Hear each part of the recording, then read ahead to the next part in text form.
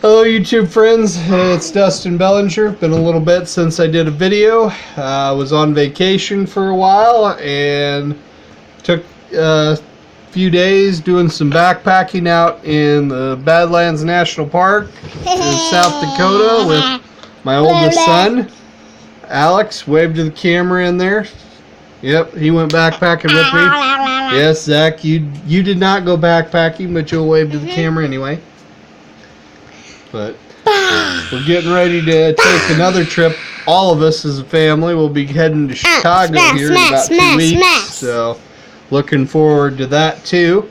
But anyway, I just wanted to show some pickups that I'd picked up recently that hadn't had a chance to show to anybody. A couple items for the Nebraska PC. Got former Husker baseball player Darren Erstad, former #1 pick for the Angels, and autograph card here. And then yes, you got your dinosaur truck. And picked up a couple of some Tanner Lee cards on Luminance.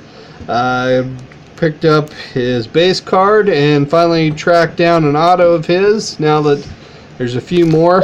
When there was only contenders, his autos were going for crazy amounts for a 6-round pick. I'm not paying, $40 for his autograph. I'm off. So this one's numbered out of 249, and so pick those up as well. So then a couple items for my Clemente PC. Every now and then, some of the numbered stuff on eBay, just decide, I'll throw a 99-cent bid on something and I'll end up winning it sometimes, and that's what happened with this one. This one here, more for the vintage PC. I've got this is a 1969 Milton Bradley game card. And you can see the game piece information on the back. So this would have been part of a card game. And so that's gonna make its way to PSA really soon here. So get that one sent in. This one here, already graded for the Clemente PC. We got 1965 Topps NL batting leaders, and he did lead the league in batting in 1964. And you got also Hall of Famer Hank Aaron there on the back as well.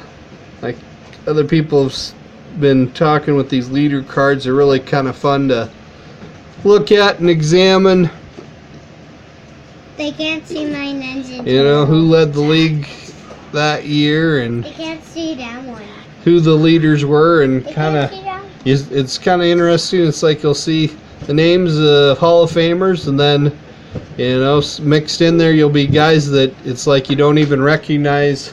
You see the last name, but you wouldn't even be able to pick out what their first name is, just because you kind of forgotten who they were, if they don't happen to be a team that you follow or anything.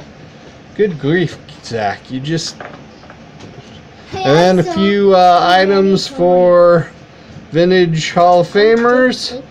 This is a 1941 play ball featuring Hall of Famer Paul Wainer, and also with Mickey Owen, also the Brooklyn Dodgers on the back of it here. And so that's another one that I'm going to end up sending it to PSA because I don't have a 41 play ball, or I'm sorry, not play ball. This is double play. Double play is what I meant. That is PSA graded. I've got a Earl Lombardi that's in an SGC holder, but I wanted to get one that's PSA graded for one of my type collections registries that I'm a part of, and I didn't want to really cross over the one that I have, so I'm going to send that one in and get it. And then this one here is a You jerk. 1940, Wheaties Champions of the USA, Mel Ott, and this is cut from a Wheaties cereal box that was distributed in 1940. I'm going to kind of show you a picture to kind of give you an idea of what the box looked like. Okay, so got it right here, and so you can see that the Mel Ott is this one here in the middle, and then you've got Joe DiMaggio up top, and then it's a Ellsworth Vines, who was a tennis star at the time, that is on the bottom. And you know, as you can see, it's just cut, you know, around the edges of. That's a glare. Yeah, but you know, I'm a little bit torn on this one. I don't know, really like the idea that PSA, you know, just grades the cutout of just the picture. To me, it's not like they're grading, you know, what was necessarily a full card that was designed to be cut out, because you know the bio's right here. So you know, I'm almost like, well, if they were going to grade a cutout, they should grade, you know, the full cutout of, you know, the player and their bio, as opposed to just grading the cutout of the photo.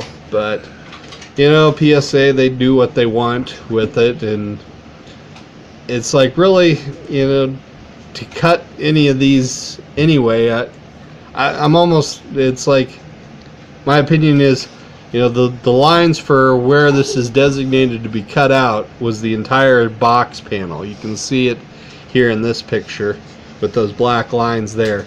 To me, if they were going to grade anything, it should be the full panel, and anything that's cut from that really is just kind of is a trim job to me. So I'm not a big fan of that, but you know, it's just when I happen to see it, it's like, well, I didn't have the full box panel at all, and I didn't have, you know, anything that was an example of this, and I'm always like to just, you know, add things for the type collection. So even though it's like I'm not completely crazy about, you know, PSA's decision making with this one, I still ended up spending a little money to buy it. And then one last vintage pickup. This is 1929. This is a Cashin Publications card, and these are blank back. There's not a lot of info about this set. I do have a few others. I've shown them before. This one here is of Leon Goose Goslin, also Hall of Famer for Washington Senators. So that's another one. Eventually that's going to make its way to PSA as well. I don't know if I'll do it right away, but at some point that one's going to get there as well. So there you have it. A couple what I think are kind of cool vintage pickups. And got the Clemente game card. Yeah, there you go. So then a couple things for the Husker PC as well. So always nice. All sorts of different stuff. So anyway, hopefully we'll have another pickup video here for you in a week or so with some auction stuff that I bought that hasn't come in yet. But anyway, I will be talking to you again soon. Take care, everyone. Goodbye.